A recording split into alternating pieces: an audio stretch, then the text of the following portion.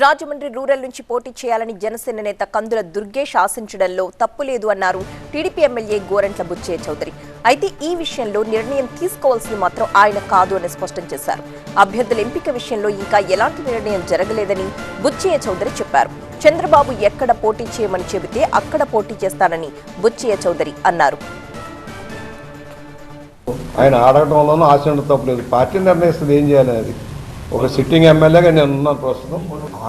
నేను కూడా లంఘంలో ఉన్నానని చెప్పాడు.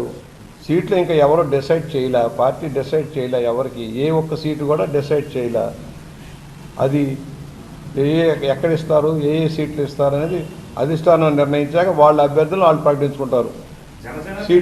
సీట్లు సర్దుబాటు ఇచ్చిన తర్వాత జనసేనకి ఎన్ని సీట్లు ఇస్తే జనసేన నాయకుడు వాళ్ళ సీట్లన్నీ పెట్టుకుంటాడు. తెలుగుదేశం చంద్రబాబు గారు నిర్ణయిస్తారు.